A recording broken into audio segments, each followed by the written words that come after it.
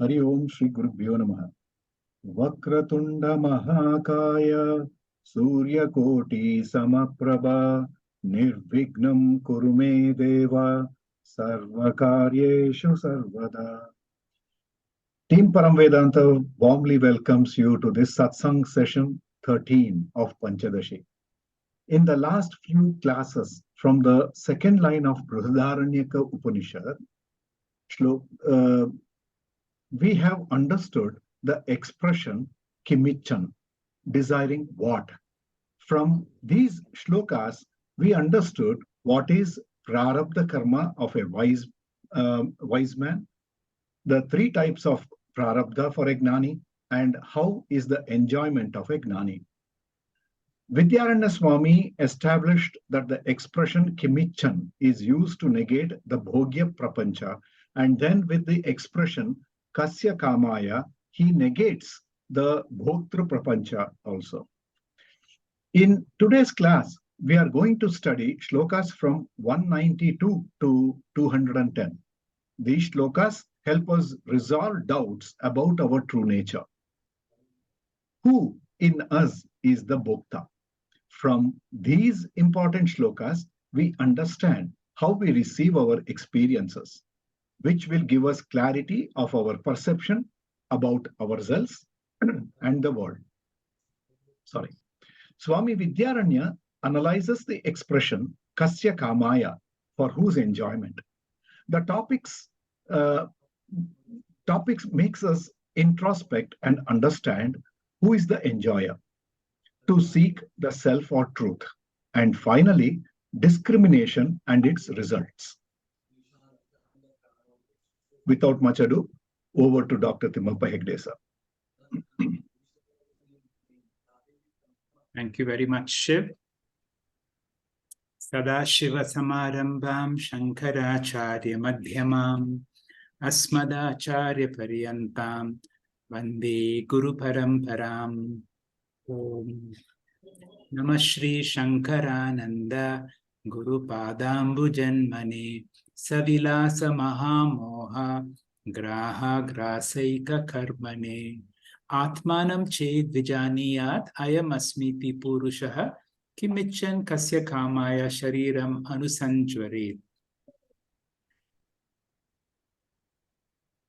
Shri Vidyāranya Swami has explained the Mahavakya in the first line of this Brihadaranya verse, Atmanam Ched Vijaniyat Ayam Asmiti Purushaha. This one half of this verse has been explained very clearly in 134 verses that we have studied so far. Now, which means I have understood my true nature.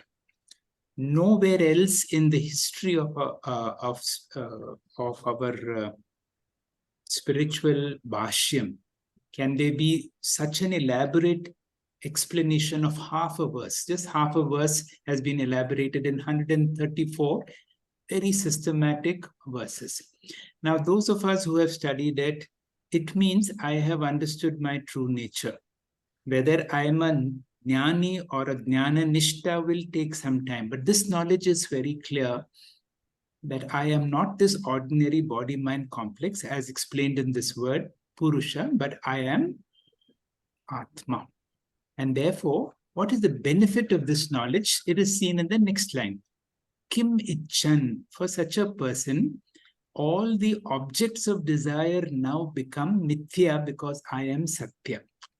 In today's class, we will understand who is the real experiencer, or as it is used in this word, the word bhokta. The word bhokta is translated as the one who is the enjoyer. But then the experiencer can experience happy situations or even unpleasant situations. Generally, we don't call a bhokta as one who's going through suffering. So we will use the word bhokta, which means the one who is experiencing. We have to discover who is the experiencer that we will do in the form of a satsang in class today. And then the discovery will be there is no such person at all. That means there is no objects of enjoyment. There is no real bhokta if this analysis. And if that is true, why do we unnecessarily suffer? There should be no suffering for such a person.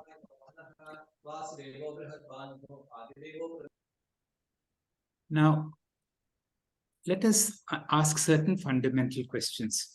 Every week, twice a week, we are coming for these classes. We are studying Vedanta not only through these classes, we are studying every day.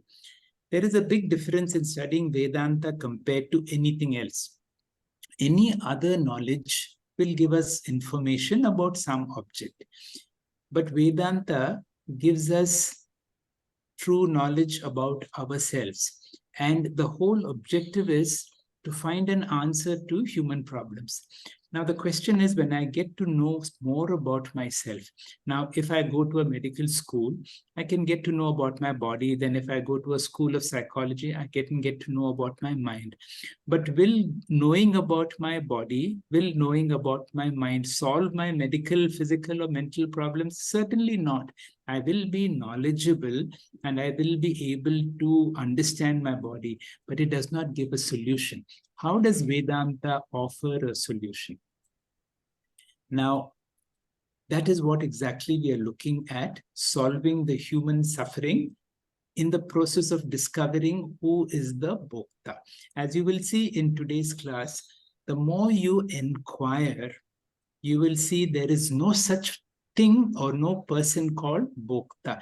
In fact, our whole inquiry will undergo a certain shift that we will see in the form of a satsang today. Now let us work on certain fundamentals. One fundamental we should remember is Bhagavan Ramana Maharshi, who is a jnani, a jnana nishta, had one approach to all human problems. Whenever anybody came to him with any problem, his only question is, who are you? Whenever people would come with a problem, they will say, I have a problem. Then the next question is, who are you? And his universal solution was to meditate on these words, Naham Beham. I am not my body. You will see all my problems come with the identification of this body. When we are fast asleep and there is no body identification, we will see there is no problem at all. When we wake up with the body identification, by body I mean my mind also, all my problems come into being. Now, let us go into an inquiry. A Vedanta Vichara is the word koham. And through Guru and Shastra, we discover that in addition to my body and mind, there is a newer entity which I was not aware of. That is exactly what this 10th man search for. When you are searching for something so desperately, through the Guru and Shastra, you discover that the one you are looking for, ultimately, you will find it is yourself. Swami Anubhavananda's formula is this. As body-mind, there is no complete solution to any problem.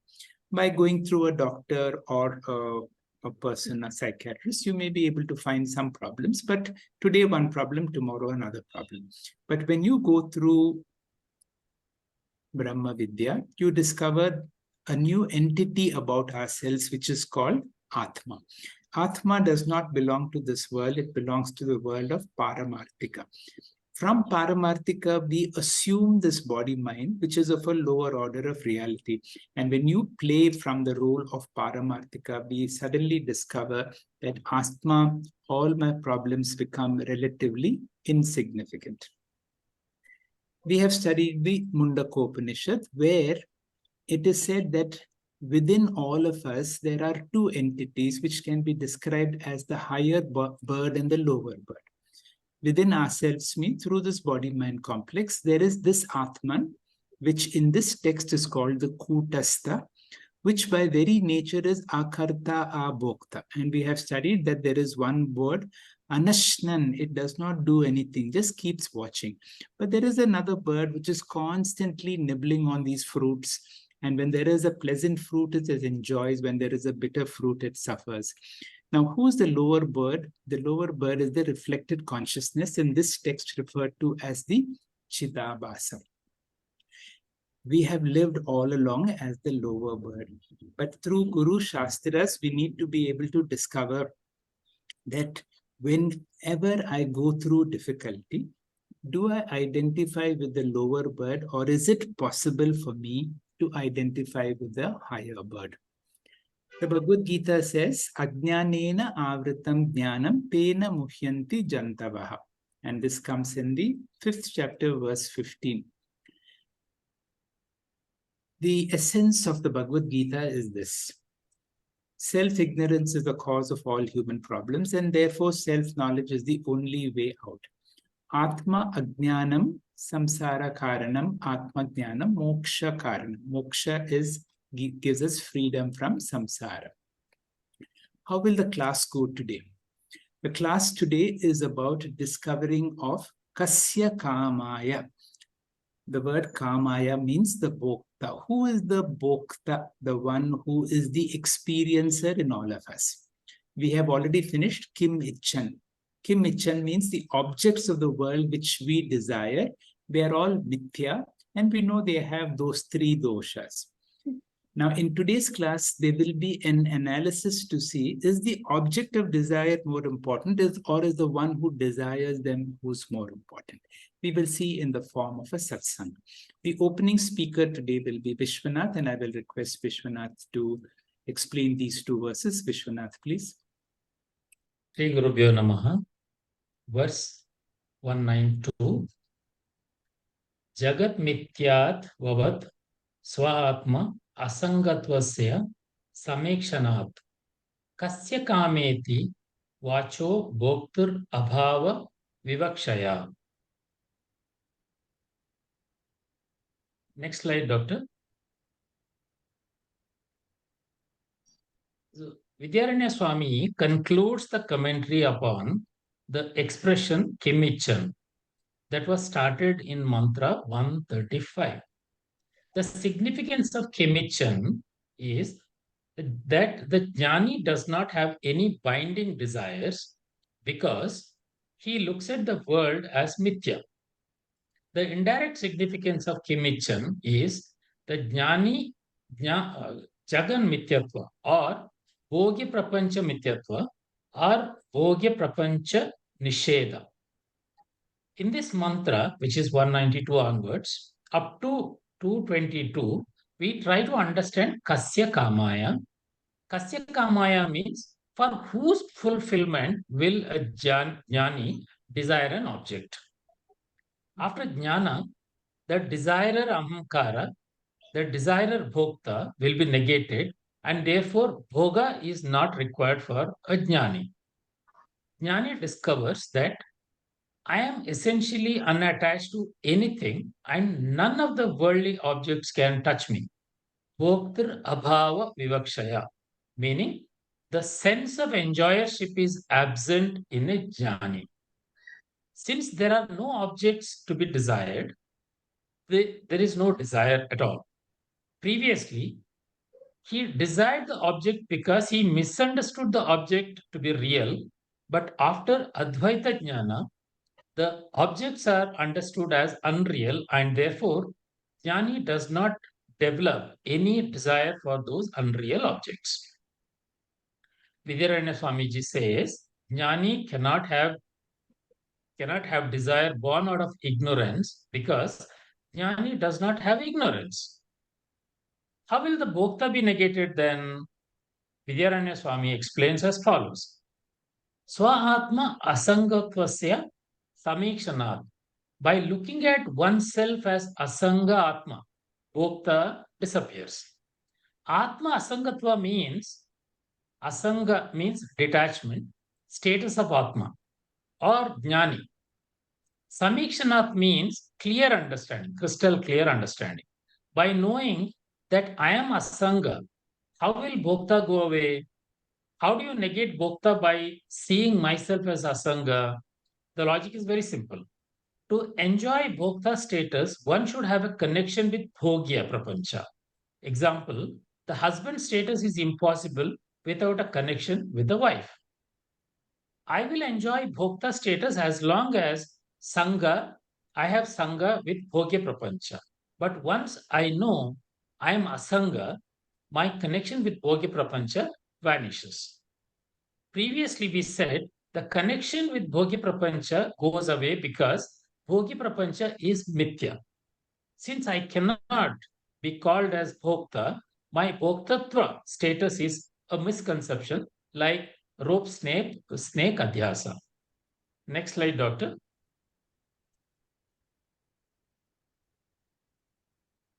Please put on your camera, Vishwanath.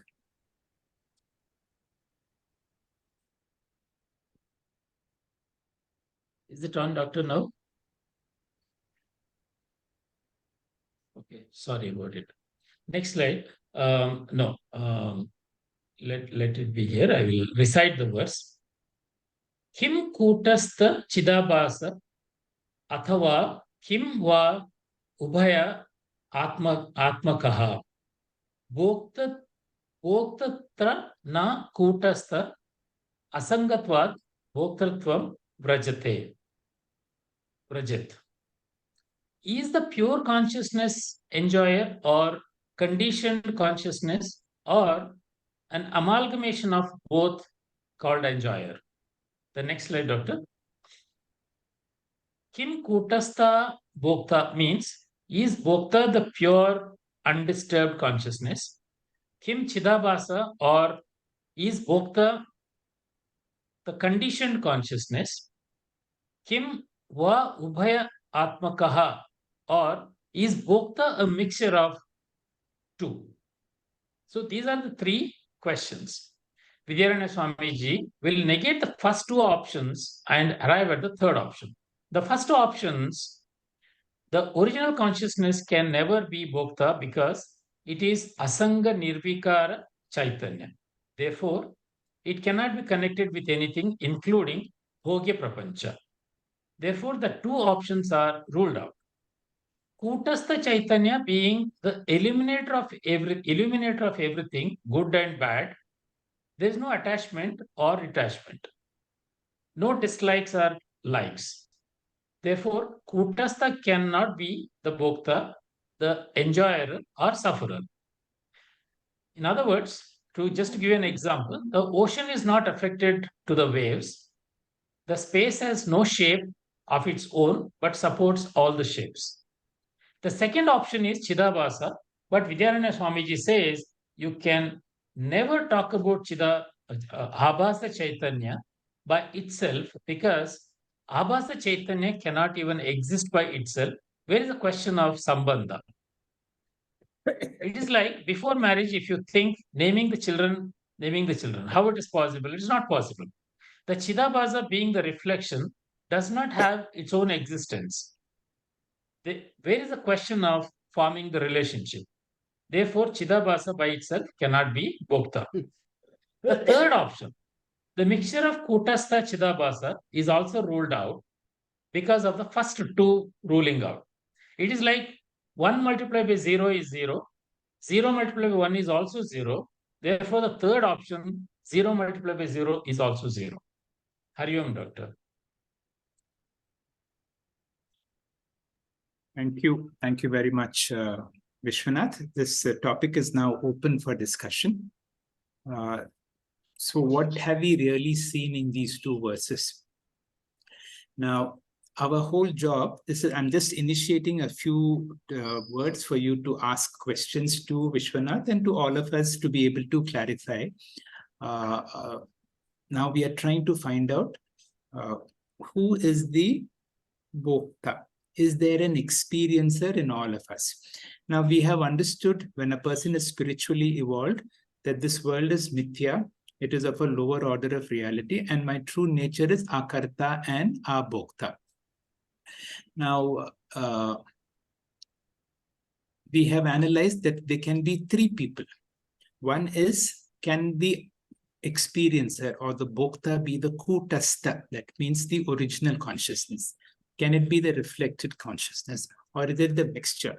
See, I would, the more somebody asks questions and the way we are able to discuss it, then these topics become very clear. Of course, the rest of today's discussion is only the discovery of who's this, who's the bhokta. Topic is open for discussion.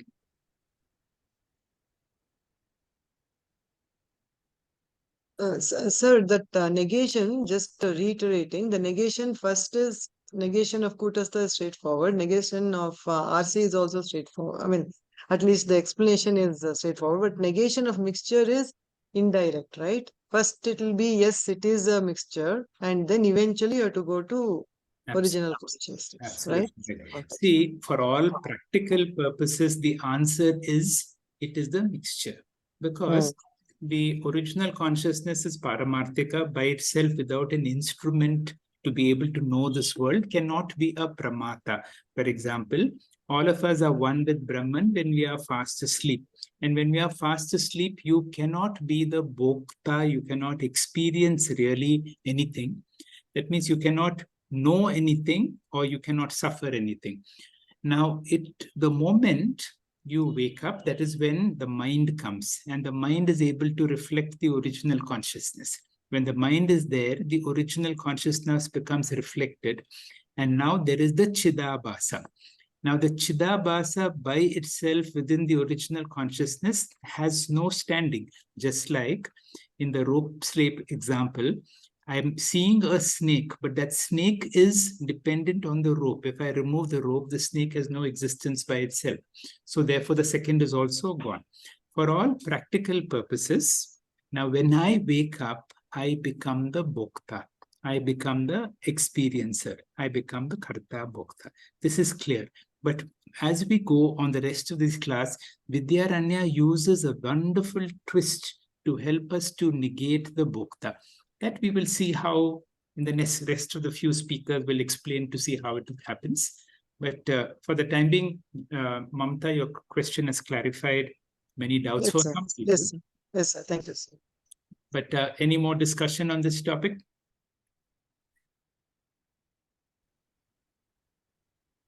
Shall we proceed? Because we will have the same topic being entertained. Now, is it the next speaker will still talk about the original consciousness, why the original consciousness cannot be the bhokta. And that will be by Indumati. Indu, please. Shri Gurubhyo Namaha. In the previous shloka, we saw that in pure consciousness, there is no attachment. Kutastha Chaitanya, being the illuminator of everything, good and bad, there is no attachment or detachment, no likes and dislikes. Therefore, Kutastha cannot be a bhokta, the enjoyer or sufferer, since it is associationless. Now, who is the doer or enjoyer? Is it the immutable Kutastha or the reflected consciousness Chidabhasa? We shall see this in the shloka 195, which goes like this. Sukha dukha bhimanakyo vikaro bhoga uchyate kutastha cha vikari cha ityetanna vyahatam khatam. Next, we see that enjoyment signifies the change that results from identification with the sensation of pleasure and pain. If the immutable Kutastha is the enjoyer, it becomes mutable. Then, would it not be self-contradictory? Swami Vidyaranya says, bhoga, any type of enjoyment is vikara. It is the form of a modification, a change. Swamiji Paramarthananda jokingly explains, supposing there are stones in some sweet dish, then there is pain due to the stones, although sweet is supposed to give us pleasure. Bhoga means a mental modification that takes place in an individual. At all levels, vikara takes place, and that vikara is called bhoga. Vidyaranya Swami first defines bhoga as vikara. Any experience, enjoyable or painful, is a form of modification only. Next slide. We see here, Kutastaha means Kutavat nirvikarataya tishtati iti. Kutastaha. The very word Kutastha means nirvikara. in the first line, he has said bhoga is vikara, and in the second line, he has said kūtastha is nirvikara. It is samadukka vikara, sukhadukka vikara, modification in the form of happy or unhappy thoughts. The expressions are contradictory. The word bhokta means savikara. The word kūtastha means nirvikara. Nirvikara kūtastha word and savikara bhokta word can never coexist. Next, we see kūtastha cannot be a bhokta. This pair of words is contradictory. Therefore, Atma can never be a bhokta. Iti etat. So, the word kūtastha and the word vikari, katam navyahatam. How is it not contradictory? Meaning, is it not contradictory? Therefore, Atma cannot be a bhokta. In the next shloka, we see vikari buddhyadhinatvat abhase vikritavapi niradishtana vibhrantihi kevala nahi tishtati. Next we see how Swami Vidyaranya now says the second option appears to be possible when you look at it superficially.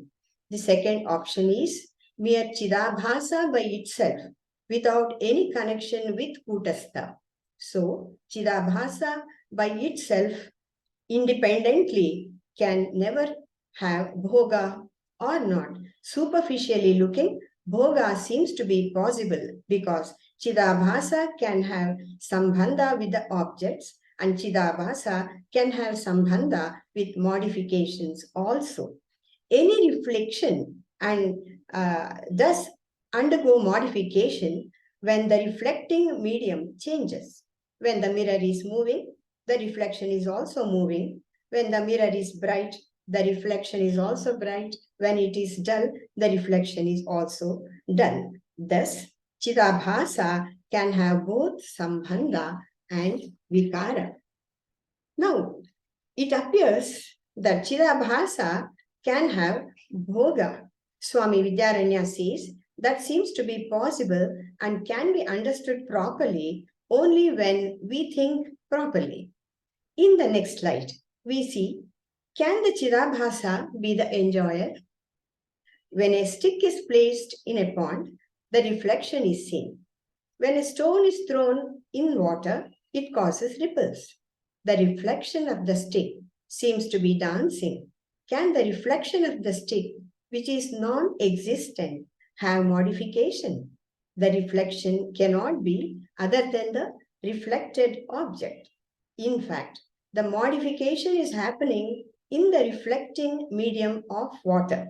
Therefore, modification, that is, movement of the water, are superimposed on the reflection, the Chidabhasa, but not on the stick, the Kūtastha. Vikari buddhi adhinatvat. The reflected consciousness, or Chidabhasa, is conditioned by the modifications of the intellect. These are only seeming modifications because niradishtana vibhranti nahi kevala tishtati. The very existence of the conditioned consciousness is dependent on the pure consciousness. Therefore, neither the Kūtastha Chaitanya can be the enjoyer, the bhokta, nor the reflected consciousness, the Chidabhasa. Hari Om. Thank you, sir. Thank you very much, Induji, for a nice explanation of these two verses, where the conclusion was the Atma, the original consciousness, can never be the bhokta because it does not undergo any change. And only if there's some change, then it can be the experiencer. What about the reflected consciousness? The reflected consciousness by itself cannot be the bhokta because we are talking about pure reflected consciousness. By itself cannot be the bhokta because it has no existence by itself. So the first and the second have been ruled out. We are left with the mixture now. Again, the same, we have a little more clarification on the same thing. The topic is open for any discussion. Any questions are welcome. Good evening, sir. Go ahead. I just made a small note. I'll just read it. The present moment is influenced by prarabdha phala, which is influencing the kartrutva and bhoktrutva. So, agami is also being created in the present moment. In the present moment, past is influencing and future is happening. There is no bhokta in paramarthika level, but there is bhokta in vyavaharika level. How can you become an asanga atma in the present moment?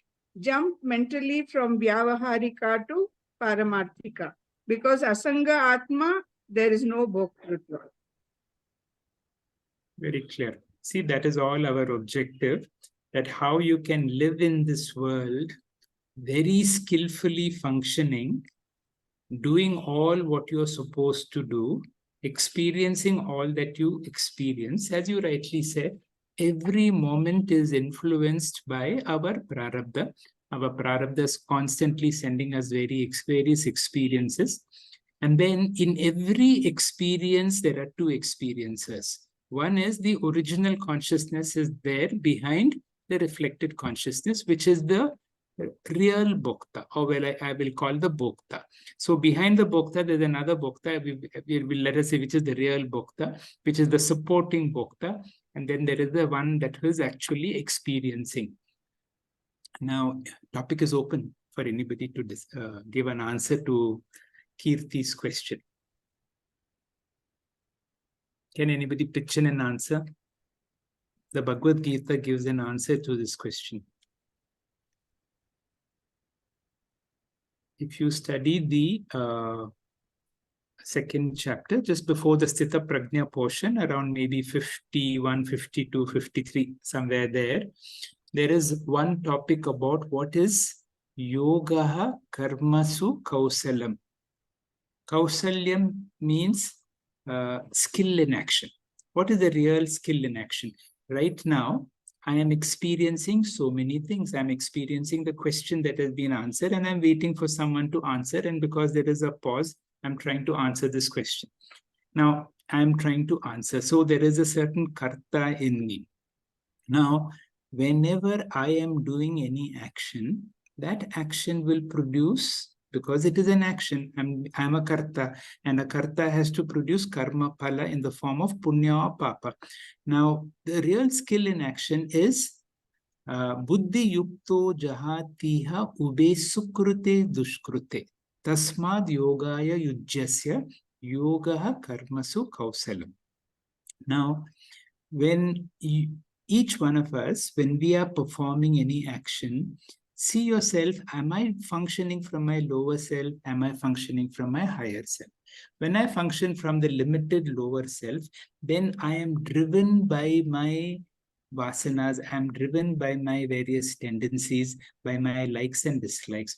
On the other hand, the more I identify with my higher self, there is no special likes or dislikes, but there are some things that need to be done. Whenever there is no sense of doership, whenever there is no sense of I am doing it, that is the real skill in action. Although you may be doing action, so the whole vision is be in the world, but see yourself from a paramarthika angle, playing the role of limited body-mind, but not have any selfish intention in that. In that way, Kirti, you can continue to be a bhokta, a limited bhokta, but you are logging into the paramarthika, and in that way you don't incur any punya or any papa. There is no agami karma, even though you're doing whatever you're supposed to do. Thank you, sir. Shall we proceed to the next speaker? But again, as I said, this satsang is more important than our presentations. If there are no questions, I will proceed. Now, as we go deeper in our discussion, the speakers now have eliminated 1 and 2. That means 1 is what? The kūtastha, the original cannot be the bhokta. the pure reflected consciousness cannot be the bhokta. Now, is it the mixture? And that will be answered to us by Dr. Sandhya. Dr. Sandhya, please. Hari Om. Can I have the first slide, please? We have already seen that the original consciousness is a bhokta, and the reflected consciousness does not have an independent existence. So obviously, we are probably a mixture of both of them. Now let us see how the mixture arises in us and what we can do as part of our Vedantic study to understand that from the bhokta status, we have to go to the abhokta status. Now, let us look at ourselves. Initially, we were a child, then we are middle-aged, and then we become old-aged. Now, when I look at myself in the present, I always think of myself as an ajnani of the body-mind complex reacting to the present circumstance. When I look at myself in the past, I also look at myself only as the body-mind which has reacted to some circumstances in the past. But let me remember that my body has changed, my mind has changed, but the only thing that remains all throughout my life, throughout time, is that I feel that I am the same person who has undergone many modifications. Therefore, it is this feeling of the unchanging revealer of the changing mind that tells me that actually I am a mixture as an ajnani. Next slide. Now, what has happened is that we look at ourselves as individuals. We feel that we are an individual person reacting with the various circumstances in the world. Now, how is this feeling of individuality come? How has the mixture come? Now, this is due to, as Sage says, due to the proximity in the same person of two things: the original consciousness, the reflected consciousness, and the mind. And they are so proximal or almost involved with each other that one reflects the other's characteristics. So we have the false experiencer status of the mithya state superimposed on the original consciousness, and I feel the reality of the original consciousness I have superimposed on the false bhokta status. So there is a superimposition of one characteristic on the other, and I have got this mix in between that I call myself a real individual who is going through life. And all this is again because I'm ignorant that I am the abhokta or the pure consciousness. Next slide. Therefore, what has happened is I am right now an ajnani, a mixture. I have transferred the bhokta status to myself, who is actually the original consciousness, the reality of original consciousness to my mithya, reflected consciousness, mind and body. And I therefore consider the mithya reality as real, the bhokta status as real, the samsaras is real, my reaction is real, my samsara is real, and I'm always affected by the various modifications of the world outside me. And this is called the Vachiartika I, that is the ignorant I who has got this sort of mixture status. Not only that, I undergo dream, sleep, waking state and all that. And as soon as I get up, I realize I am this mixture experiencing the world. Next slide. Now, based on this mixture, and I consider only myself as this reflected consciousness, body and mind, I have dealt with the world in two ways. I have goals, I have desires, and I have various ways of fulfilling them. I use various people, actions, material, whatever it is for me to fulfill those goals. But I always look at myself and try to adjust myself as comfortably as possible. So therefore, if the sadhya or the sadhana gives any trouble at all, I'm willing to forfeit them. I can forfeit my goals, I can forfeit my people, I can forfeit anything in the world. The one thing that I have unconditional love for is my own comfort at all times. And this is a manifestation of the reality of the original consciousness, though I do not understand at this time. Next slide. The next two verses also tell us that we do not know who we really are. We do not know the who am I, and this mixture of reality in a single individual gives me a very false bhokta status. Not only is the Panchadashi, but also the Brihadaranyaka Upanishad in various parts, as also the Aitreya Upanishad mentions that it is this mixture that is due to my own ignorance and due to my not understanding of my real self that has given me a bhokta status. Next slide. Next slide, please. Now, the verse 200 is probably the most important verse and the most tricky verse to understand. And it says that the failure to identify myself with the reality of the world, with the reality of my own self, that it is pure consciousness, pure existence only, the superimposition of the knowing aspect of the self with the changing aspect of my thoughts and reflected consciousness, I have become a fictitious individual. I think I am real. I think I am the bhokta. I am the doer, as also the enjoyment. Everything appears real to me because I have not reached jnanam as yet. Not only that, all my actions in the world are done under this very false impression that I am an individual who is facing other individuals or the world itself. And when I react, I hold on to this idea for my very own existence. I'm unwilling to give this idea up because I feel that if I give this idea up, then I will be losing myself totally. However, the whole reason that we study Vedanta is really to know who we really are. And in reality, we are an abhokta. We are the true self, original consciousness. So if I know who I am and I understand that it is due to my ignorance that I have come to this feeling of bhoktṛtva, I have to understand my bhoktṛtva has to be removed by my own understanding, nididhyasana, and so on.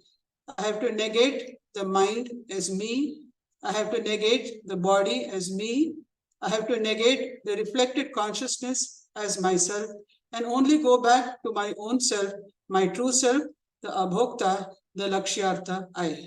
And this is the basis of all spiritual studies. Once we are able to do this, we do not have a bhokta at all. We are all abhoktas. Thank you. Thank you very much, Madam, for a very nice explanation. Now, we are analyzing. We have eliminated the kūtastha cannot be the bhokta. The pure reflected consciousness cannot be the bhokta. Can the mixture of the kūtastha and the reflected consciousness be the bhokta? As we are considering through various Shruti verses from the Aitreya Upanishad and Brihadaranyaka Upanishad, Vidyāranya makes us realize that this reflected consciousness is there for some time, it is not there for all the time. Therefore, the satyatvam of the reflected consciousness is presented to us. And now the whole direction of the search for the bhokta has changed from the reflected consciousness to the original consciousness. I leave this very interesting shift in the discussion open for discussion. If anyone wants to know exactly what is happening, wants some clarity on this, wants to comment on this, please.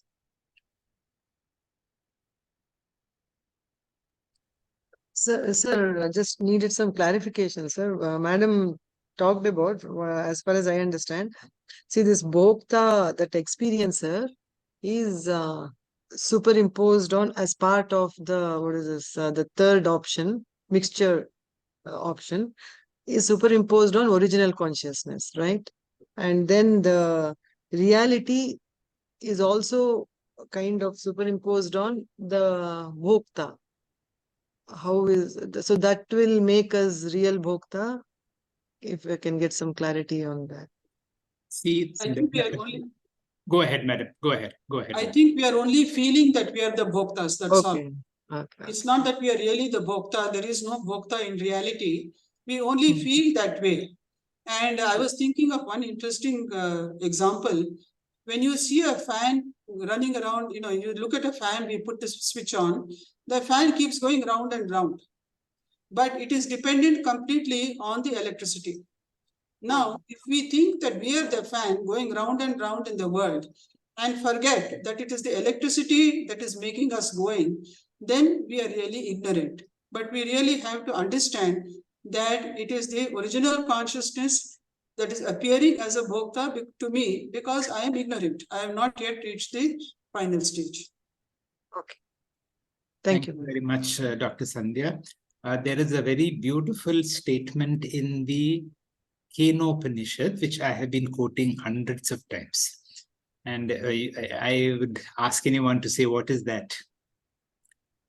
What is that statement from Upanishad, which is very relevant in the context of who is the bhokta?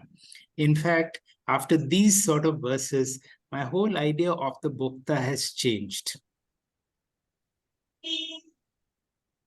That verse, which I have been quoting many times, which all our teachers quote, is Prati Bodha Viditam Matam Amritam Ashnute. That means, now, Amritatvam Ashnute, you attain to immortality in being able to discover Prati Bodha in every experience. Who is the experiencer? Normally, what is our tendency? We like to see the world, we like to see, a beautiful garden, a sunset. All our attention is on the objects of my experience. Now, Vedanta makes you continue to look at the object of your experience, but in every experience, come in touch with the one who is experiencing. When you come into the subject, you will realize suddenly there are two experiencers. One is a limited experiencer that I am, who is seeing because of my eyes and sense organs. But at the same time, because of Vedantic knowledge, like Dr. Sandhya said, behind every action, there is the power or the force, that consciousness. So Prati Bodha, in every experience, come in touch with the limited experiencer. In here, it is the Chidabhasa and Kutastha. In every experience, there is both. There is this Chidabhasa backed by the Kutastha. And then in transaction, in experience, you will see again that upper bird and lower bird experience. Whenever you are identified with the lower bird, then you enjoy or suffer. When you are identified with the upper bird, you are like the person who's playing the role of Rama or Ravana, playing your role intensely, doing whatever has to be done, but not adversely affected. That means there may be a role when you have to cry, but you are not having grief. I hope this will certainly become more clear when Mamata makes her verse presentation. But if anybody wants to add to what I've said, this is our discussion time. It is actually like the Atma wearing a doctor's coat and becoming a doctor outside. Absolutely. And when you come home, you are no longer the doctor. That's true. See, the Atma has to use the coat of that role that you have to play. As a doctor, you play in your hospital. When you sit behind the steering wheel, you play the role of a driver. Right. When you come back to another place, you play another role. When you are in a Vedanta class, you become a student. So these are the various costumes that you keep changing all the time. And Prati Bodha, in every experience, see who is the experiencer, and then also become aware of the higher. It is when you log on to that higher status, Amritatvam Ashnute, you attain to immortality. Why? The lower fellow comes and goes. Don't invest too much. In, waking dream, you will see when Mamta speaks. Mamta, you can explain the next two verses. Yes. Shri Gurubhyo Namaha. Chanting the verse number 202. Bhogyanam bhoktrasheshadvat ma bhogyeshvanurajyatam bhoktaryeva pradhanetaha anuragam tam vidhitsati.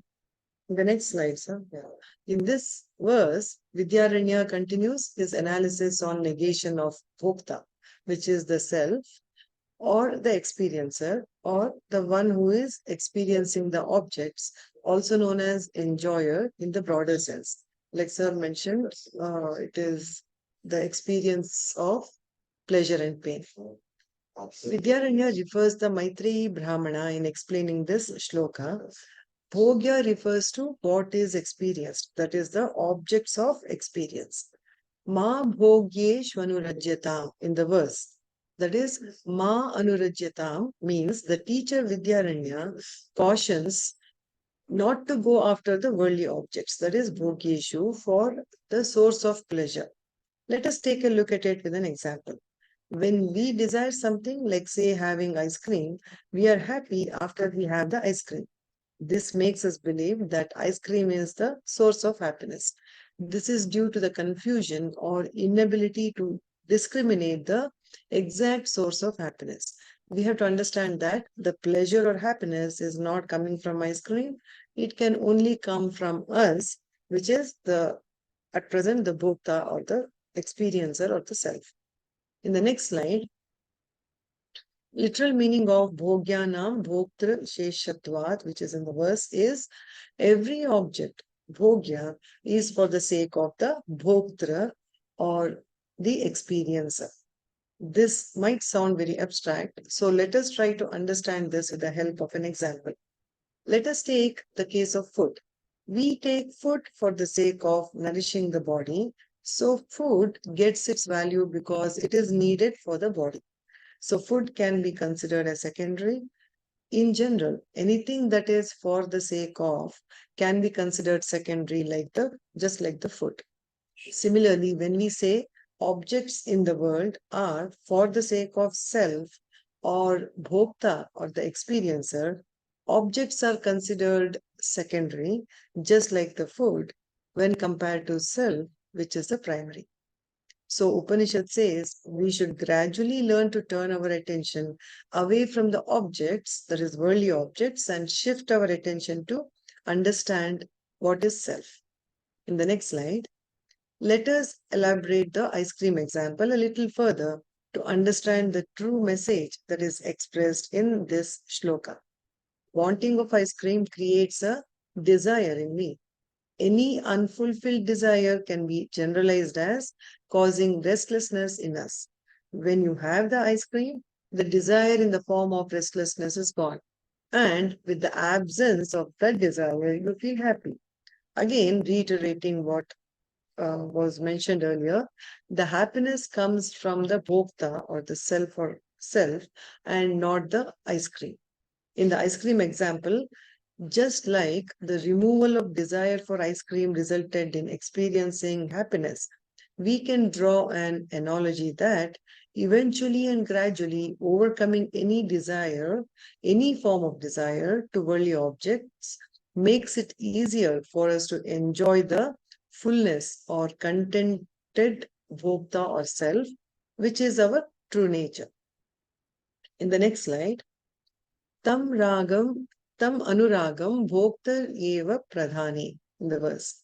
That means treating the bhokta or the experiencer as pradhani, that is primary, which means to turn away from the secondary things like the worldly objects. The student or the seeker is advised to focus on bhokta or self and not the secondary or worldly objects. And the verse says, this is what is taught or viditsati through the scriptures. In the next verse, which is 204, chanting it, itin nyayena sarvasmat bhogya jatad viraktadhihi upasamhrityatam pritim bhoktaryeva bubhutsate. In the next slide, here in this shloka, itin nyayena, that is with an understanding or recognizing that true source of happiness or love is not from any objects in the world. One becomes viraktadihi, that is dispassionate towards all worldly objects of enjoyment. That is sarvasmad bhogya jatad. A wise person discovers that everything in the world, family, house, car, TV, to name a few, are not the source of love. Bhokta, the self, is the source of love, also known as unlimited Ananda. Vidyaranya re-emphasizes Upanishad and says, Bhokta or self is the intermediary state only. From bhogya, prapañca, we should turn our attention to bhokta, self, and ultimately focus on true nature of bhokta, which is abhokta sakshi, or pure, unchanging, original consciousness.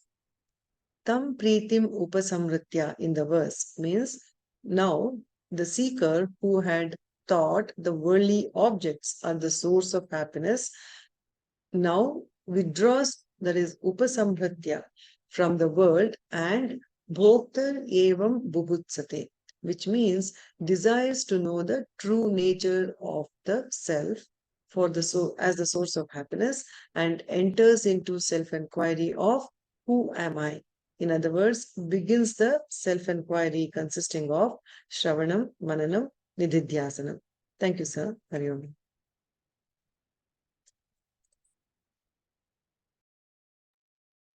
Thank you very much, Mamta, for a nice explanation of these two verses. This topic is open for discussion. Now, what are we discussing? There has been a wonderful shift to see who is the experiencer in us. Open for anybody who would like to ask any questions.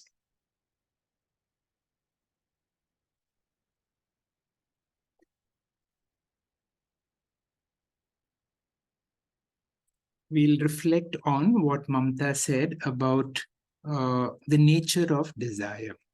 Based upon our past experiences, particularly our vasanas, even for a jnani, that means those of us who have understood the first line and are very clear about that we are not this body mind, but we are the Atma. Because of our vasanas, there will be certain tendencies, a certain desire that I want to fulfill. We have given an ice cream or some food example. Now, once that desire comes into our mind, then the desire will force you into action.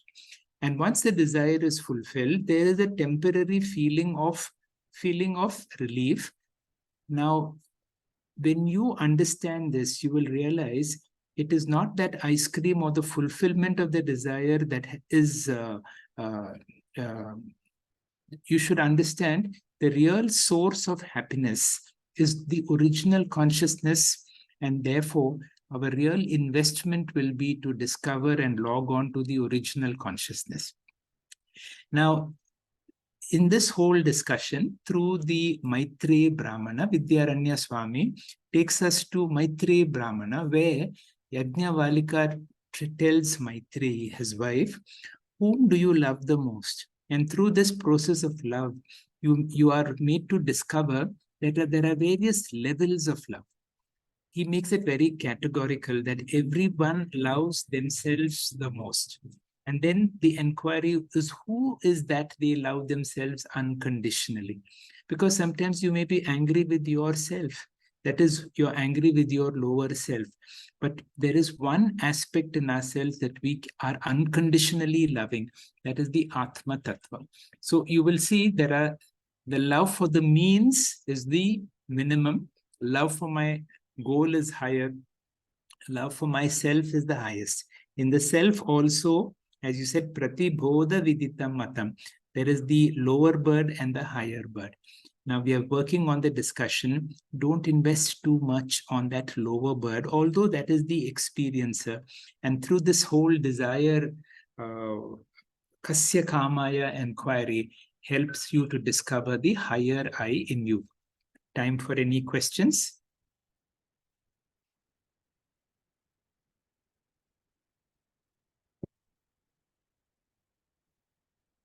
Either you are very clear or you have not understood. We are 30 of us. I mean, we can just raise any topic so that you can make this clear. Go ahead. If you deny yourself that ice cream, will not the vasana be unfulfilled and keep coming again? That is very true. See, desires can force you. In fact, you cannot suppress a desire. In fact, the more you suppress, the stronger becomes the desire. Now, what we are trying to do is, suppressing a desire is not the solution. So we are doing an analysis. What is the basis of the desire? Now, sometimes when you analyze your desire, why do I like something? Why do I hate something? There is no reason, there is no logic for that. But still a desire comes which forces you to do it. And now we say that is based upon our past experiences, our past vasanas and so. And once the desire is fulfilled temporarily or for some time, there is a sense of relief. And the feeling that I have to run after that object of desire is stopped. Now, Pariksha Lokan Karmachitan, once you have analyzed all this and you have suffered from all these, then you will learn to discover that these are all objects which come and go because of my vasanas, because of my tendencies. At some stage, I will have to learn to see where I can log on to, and the higher self is not a matter of experience. It is a matter of knowledge. That is why they say, keep yourself busy somehow. When you keep yourself busy, the need for going after a food item or going after some object of desire becomes less for those who are absolutely busy. But when you're not doing anything, the vasanas become very strong. And when the vasanas become very strong, either you work towards a fulfillment of desire and temporarily fulfill the desire and then go through that vicious cycle again and again, or make use of those experiences to help you to discover, as in these classes, real desire fulfillment is not the answer, but it is to help me to discover the real me. Kirti. Sir, I have. Yes. Sir, We'll go to one moment. We'll go to Mr. Narayanan and then come to Sheila Sahadev. Mr. Narayanan, please. Sir, if one develops, if one satisfies the desire and over time, he comes to understand that desire itself is motivated by vasana, that if knowledge that arises, can the shift occur from dispassion to disgust? Certainly. See, that is the whole objective of clarifying, why these things happen to all of us. Certainly. Once there is that disgust, there is a possibility that you may move away from it and spend more time on such activities like what we are doing, and which keeps us busy throughout the day with some sort of an activity like this and prevents us from the mind going to run after fulfilling desires. Could we consider it like this? Our essential nature is Brahmananda, means we are perfectly happy Ananda people. Every desire is like a veil or a cloud that masks temporarily our feeling of Ananda. When that desire is fulfilled, that mask is just lifted till the next desire comes, and lifting of that mask expresses our Ananda. Like suppose somebody is desperate to have a child. The child per se is not the source of Ananda. We know children can be the cause of misery. But that extreme desire being fulfilled for a moment of time lifts that cloud, and that ray of shine, that inherent happiness comes through, till of course the next desire comes. Absolutely. That is why they say that for a jnani, all these Vishayanandas are just triggers for his expression of Brahmananda.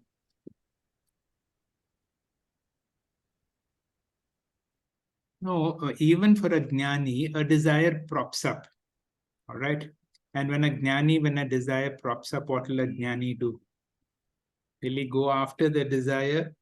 No, for that moment, overcoming that, whatever, fulfilling that icchan prarabdha, again unmasks his Brahmananda, onto which he gets again, he latches on or expresses.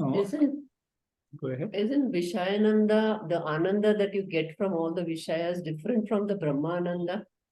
Absolutely, absolutely. Then But how do you connect when it is that icha prarabdha, means it is not like in the case of a jnani, his icha is that prarabdha generated icha, not that selfish desire. So every time he fulfills that icha prarabdha, it triggers his Brahmananda to come through more powerfully. All of us are happy. Yeah, but our happiness is shrouded by desires. Are you saying that therefore fulfill all your desires and experience Brahmananda? No, it just means get rid of the desires. Let your Brahmananda express. By You devaluing cannot it. get rid of desires. No, It no. is like this. Intellectually, bhogya-prapañca nisheda, bhoktṛprapañca nisheda. Through bhogya-prapañca nisheda, bhoktṛprapañca nisheda, we realize that bhokta doesn't exist, bhogya doesn't exist. So what exists? You alone in your Ananda state, you exist. Dr. Asha Naik, please. You have to apply instead of words like whatever desires over, the basic desire of eating at least remains. So when you go for food, if it is a jnani, he will not demand. He will see that food is for this sharira and nothing much. But whereas other one will be hot, cold, this, that, and all. So that is all the differences. Both are having food. One is having food with so much of desire, and another is, oh, it's okay, food you have to have till life is there. That is the difference. I mean, what you're saying in the world, we have to apply in action. Sheila, please. Sheila had a question. No, I just wanted to say that this feeling of Ananda is due to that pure consciousness in us. That only I wanted to say. That's true. See, somehow we need to be able to allow that pure consciousness in us to manifest. Yeah. When does that pure consciousness manifest? When there are no desires in the mind. When the mind is turbulent, then it will prevent the pure Ananda from being manifest. Now, why is the mind turbulent? Because of desires or because of anything else that keeps your mind otherwise engaged. Now, therefore, that is why in moments of meditation, in moments when you are enjoying yourself with good music or something, sometimes the mind becomes absolutely still. Then the original Ananda begins to surface. Thank you, sir. Dr. Anupama, do you want to say something else based on all these discussions? No, nothing. It's maybe our whole goal should be to devalue bhogya, to devalue bhokta status, and then that is true. Have minimal, remember, this verse becomes kim icchan kasya kāmāya. So before you come to kasya kāmāya, go to kim icchan. Now, what is that kim icchan? Any object that I desire, remember, has got three doshas. It has got bandhakatvam, atriptikaratvam, and dukkha mishritvam. And I know also I'm running after a fake currency. I'm investing so much to run after a fake thing. Because why is it fake? Because I am Satya, that is Mithya. So if you look from these two angles, hopefully at some stage we will be able to work on it. Now we enter, Dr. Vikram, are you there? I'm not sure if Dr. Vikram is there. Dr. Vikram has got a set of few verses where you will discover that all of us have got tremendous amount of desire in us. Now, we can be classified into 4 categories. And what are those 4 categories? The first category is called, it is not a laukika person. Laukika, I think, is it is called a very basic person. Pamara. So, Pamara, laukika, Vaidika, and Yogika. Okay. All of us can be categorized either as a Pamara. A Pamara is a person who's running after gold, clothes, sexuality, and many things of the world. That is a Pamara. And then there comes a Laukika. A Laukika has got a little more elaborate taste. It could be literature, it could be music, it could be some form of intense academics, desire for debates and writing. This is a laukika. Then comes a Vaidika person who is very much involved in various forms of yajnas, japas, upasanas, and various forms of such pujas. He also has got an intense passion for all this. And finally, there is a yogic person who is involved in all kinds of meditation. What is common in all of us? All of us have intense passion for something in the world. Now, Vidyāraṇya Swami is saying, don't negate, don't waste that energy. Can we rechannelize that energy to becoming a tīvra mukṣutva? That is the whole. So the real passion must be for Atma Jnanam.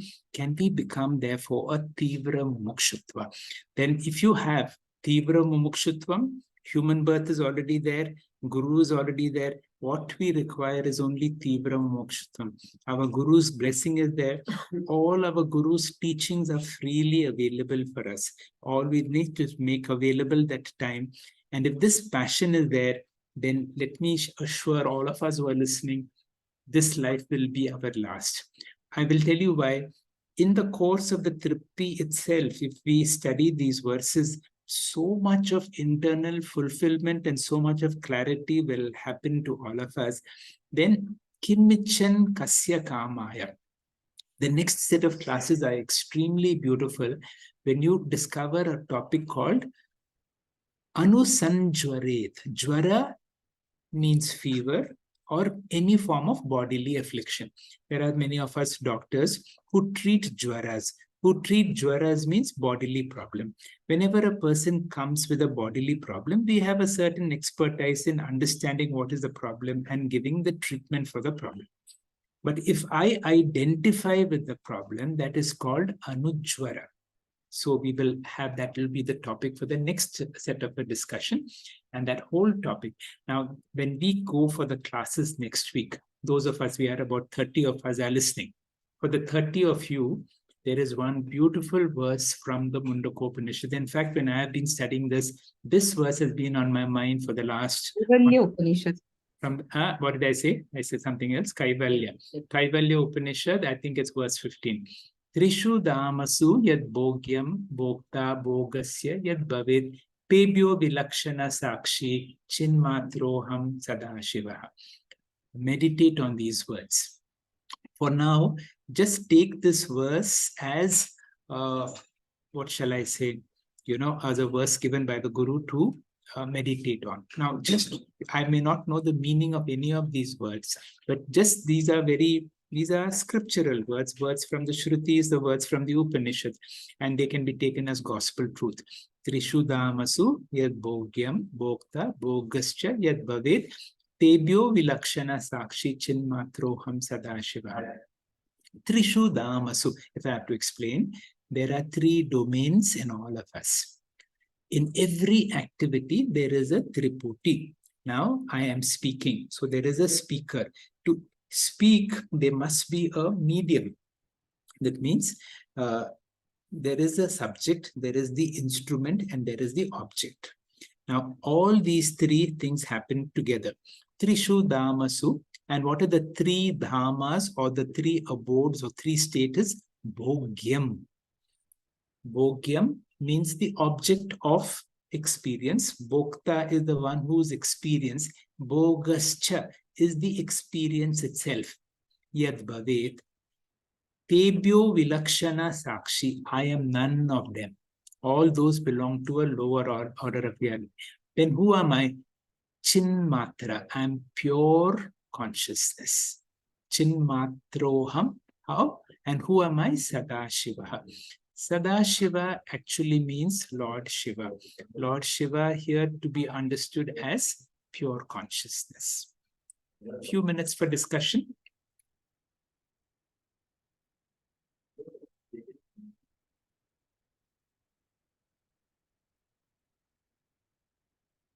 All right. If we can... I think, just a minute, I'm sorry. I was just thinking that bhogyam is kim icchan, bhokta is kasya kāmāya, and bhoga is shariram anusanjvarit. Yeah, it could be seen that way. When you come to anusanjvaret, you will understand the big difference between jvara and anujvara. Because as our body and our mind can never be free from jvara. Jvara means some form of bodily problem and some form of mental disturbances. So these things, as long as there is body, they will be there. If I'm able to see this is the problem of my body, this is the problem of my mind, my body is going through a certain unit of pain, I am the experiencer. So always chinmatra means be the illuminator, but don't identify with all the three. Bhogyam is kimichan. Bhokta is Kasya kāmāya. kāmāya. I'll request Vishwanath to share his, explain his favorite verse, please. Shri Gurubhyo Namaha. I've chosen verse chapter 11, 45th mantra, shloka. Let me recite the mantra first. Adrustrapurvam rishitosmi drishtva bhayena cha pravyatitam mano me tadeva me darshaya deva rupam prasida devesha jagannivasa. The meaning of the verse: having seen your universal form that I had never seen before, I feel a great joy, and yet my mind trembles with fear. Please have mercy on me and again show me your pleasing form, O God of gods, O abode of the universe. Next slide, Doctor. Yeah, this is the slide. No, previous slide, Doctor. In this verse, Arjuna expresses his twofold emotions, fear as well as delight. Firstly, he feels delight as he gets Divya Chakshu and he is able to see the beautiful creation of God. He is even excited that he will be able to see the past and the future glories of the God. Arjuna also feels very lucky as he is the only one who is chosen by the Lord to witness the rarest of the rare experience. However, in the next very thought, when Arjuna sees his dear and near ones are killed and chaos all around, he is completely flabbergasted and shaken. Next slide, Doctor. Divya Chakshu should be claimed by all of us by our own sadhana as described in this slide, which is the sadhana chatustaya sampad. With sufficient karma yoga sadhana, ragadveshas and ahamkara mamakaras will reduce and our mind gets naturally developed for Divya Chakshu. Then Vishwarupa will not be frightening to us. The purity of the mind is an evolutionary process and does not happen overnight. It's not a revolution process. Like you see the red arrows in the slide, we all go through ups and downs before we attain the path of green arrows towards the goal of our life. The last line of the shloka, Arjuna requests, enough is enough, show me the mercy. Please withdraw the Vishwarupam as I cannot visualize it. I cannot withstand it, sorry. From Ekarupa Bhakti to go to Anekarupa Bhakti, the Ragadveshas and Ahamkara Mahamkaras should be greatly decreased. Arjuna is unable to sustain Vishwarupa Ishvara for a sufficient length of time as he lacks Chitta Shuddhi or Sadhana Chatustaya Sampatti. Without Vishwarupa Ishvara Bhakti, Arupa Ishvara Jnanam is not possible. And herein lies the importance of Chitta Shuddhi or Sadhana Chatustaya Sampatti, which is Viveka, Vairagya, Shat Sampatti, and Mumukshutva. So the verse concludes with Arjuna asking Lord Krishna to hide the Almighty Universal form and show him the human form. Hari Om, Doctor. Thank you very much, Vishwanath. In the recap, I had selected two verses which Dr. Vasumati was supposed to do. And one verse is like this. Now, this verse, this is part of the verses that we studied in the last class. Now, this verse says, you know, I am going through so much of nice experiences. Whenever we go through nice prarabdha, what is our prayer to the Lord? You become a little conscious what our neighbors will think. Are they going to put some eye on me? Let these nice things continue. Please let there be no obstacle to it. Now, this is the question to all of us. Whenever we are going through a pleasant experience, also we have that feeling that this may not be there for all time, and therefore we are not able to enjoy this experience. Immediately after that, there is another verse which will open up our whole idea to what is the kind of prayer that we really should have. Now, there are various types of prayers. And let us see what is the kind of prayer that we are permitted. Now, we have to see ourselves as senior students of Vedanta, and what are the types of prayers a senior student can do, and what a type of prayer a senior student should not do. A senior student of Vedanta is like all of us who have studied the first line of this mantra and have understood the Mahavakya. Now, there is a kind of prayer that we always do is, I want. Artha, artharthi. Whenever I'm in difficulty, immediately this prayer comes, oh God, please help me, or I have an important project, I need your help. There are some beautiful prayers which enhance bhakti. They are the stutis, they are in the praise of the Lord. Oh Lord, you are so great, you are so mighty, you are so wonderful. And the whole objective is, can I, get those kind of divine qualities? We make mistakes in our lives, and sometimes we say, I'm extremely sorry for what has happened. I seek forgiveness. There is another kind of prayer, is a prayer of thankfulness.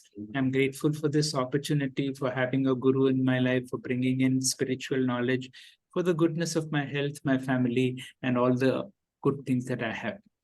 Now, there is one prayer which Swamiji says, which we would allow for everybody. And that is perhaps the only prayer that is allowed. That is, Sarve Bhavantu Sukhinaha, Sarve Santu Niramayaha. Now, although we are asking for something, but this is, we are asking for everybody. And when it is there, we are asking for ourselves. What is that prayer we should not ask for? And that is SP, or special prayer. Why a student of Vedanta should not ask for a special prayer? Because any special prayer is only strengthening our ahankara and mamakara. It only strengthens our strong likes and strong dislikes. And therefore, we go to the next line. The next line is, Yada bhavi na tad bhavi. Whatever is going to happen will happen, as per my prarabdha. Now, this is how a jnani looks at life.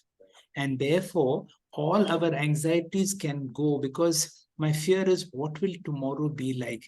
Will I have a medical problem? Will I have a financial problem? Will there be a problem with my family? Will there be a problem with whatever assets that I have?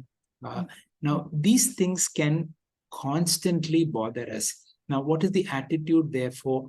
Whatever is going to happen will happen. And in those moments, so in bad prarabdha, are we going to have special prayers, or are we suddenly going to realize, see, I am of the nature of Atma, and anything that happens to my body, mind, to my family, to my possessions, to my professions should not really affect me, and therefore I should practice nidityasanam. Now, this is what is called, there are two types of Vedanta. One is armchair Vedanta. Armchair Vedanta, we are sitting and now making a nice discussion. When real difficulties happen, that is our real test. At that time, do I fall back to special prayer and say, oh God, I've been a nice person. Why did such a thing happen to me? Please help me, get me out of this. Well, did Artha and Artharthi come? Or will I be able to anchor on my true strength and say, let me try to recollect my true nature. I am Atma Brahma, and see this unfortunate situation that has happened through my higher nature. Again, the topic is open for discussion.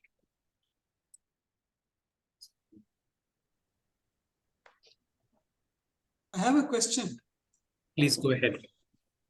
They say sometimes that prarabdha can be mitigated by the grace of the Guru. What is your See, the only way the prarabdha can be mitigated by the grace of the Guru is to help you to log on to your higher self. Because when you log on to your higher self, it is like when the sun of consciousness has dawned, the stars continue to remain, but they don't affect you so much. We have to work on this. Any guru, and if a guru is really a guru, is not going to use his spiritual powers in a way to prevent the prarabdha working on us, because a guru can give us a stay order, on the prarabdha for some time, but our prarabdha is our prarabdha. We have to experience it at some time. But the only way is if I can become so big that and that is the only way the guru, I would say, if the guru wakes us up into our higher nature. What is wrong with thankfulness? Perfect. That's a nice prayer. It is a wonderful prayer. I never said that, that thankfulness should not be a prayer. So one of the beautiful prayers is a prayer of thankfulness. And, the greatest thankfulness is for this moment, to be able to be aware of this moment. And to live in this. I have a question. Please go ahead. Yeah, so I always thought that God is somewhere maybe up in the clouds, sitting and keeping track of all our actions. Now Swami Vidyaranya says that if you remove the covering of ignorance, you will discover your true self. But then what about our karmas, like sanchita or prarabdha and all? Who will keep a track of our karmas?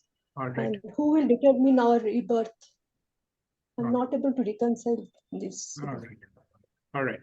Now, remember one thing, that even when you come into the path of Advaita Vedanta, we do not negate Ishvara or God, who is the creator of the universe, who is the one who maintains the law of karma, who is the one whom we pray to in our temples and so on. So Ishvara continues to be there. All right. So Advaita Vedanta does not. Hello? Where is he? Where is he? There is he not. You see, don't now one thing. No, don't imagine that Ishvara is a person. So whenever it becomes a person, it becomes very limited. But look for the Ishvara. The Ishvara, see, Ishvara has to be everywhere. Ishvara has to be everywhere. And Ishvara, see, somebody answered that question. In the 8th chapter, Bhagavan asks, I think, Kim tad Brahma, Kim Adi Yajna Aham Eva. So Ishvara is there within all of us as the Adi Yajna. So Adi Yajna is the Ishvara. Now, but what we need to see is the Adi Ishvara is also Mithya. And I am Satya. It will take you some time to understand how can, Brahman plus Maya is Ishvara. But I have to see whenever you give a form, there becomes a certain amount of limitation. So prayer is just communicating with your higher self? All right. See, prayer is, you can make prayers to Ishvara, but let it not be a special prayer for myself and for my family. Certainly you can pray to Ishvara, all right? But let it not, like prayers of thankfulness, you can have prayers of stuti, you can pray for Sarve Bhavantu Sukhinaha and so on. But the moment when we come to special prayers, then you are strengthening your ego and you're working against your own spiritual growth. See, every difficulty should be an opportunity for you to discover your higher nature. But if we end up in special prayers, it will block our own spiritual growth. And that is a, the ultimate and refined understanding. We can certainly pray. We can certainly have stutis, because stutis will help us to be like God. We can have prayers of gratefulness. We can pray for everybody. Thank you, sir. Welcome. With that, shall we conclude? Dr. Shiv, please. Sir, can I ask a question if there's time? Go ahead, Kirti. If logging on to higher self, will it prevent you from giving your 100% to the present? Could it be a form of escapism from the present moment and prarabdha? All right. I think you have to answer that question yourself. So it is up to you. If you want to use that as an opportunity to escape, it can be an escapism. But on the other hand, I'm not escaping from the reality of life, but I'm insulating the effect of whatever. See yourself as the illuminator as far as possible, not to be affected. See, whenever something unpleasant happens or even pleasant happens, you do get affected. But then can you see yourself as minimally affected as possible? And that is the whole objective of our spiritual work. And therefore, when I am not so adversely affected, then my ability to handle the problem becomes much better. See, when a doctor is treating jwara, he's able to handle it. But when the doctor internalizes the patient's problem on himself, it becomes anujwara, then you cannot solve. See, when a doctor is treating one's own family member, then there is anujwara. You are not going to be so effective in handling it because now you have internalized. See, internalization can happen not only to you, but you can internalize your family members' problems as your problems also. That is why a doctor may not be competent in handling. So that is why when you say, when you log on to your higher self, honestly, you should be able to function better. Kirti? Thank you, sir. Shiv, please.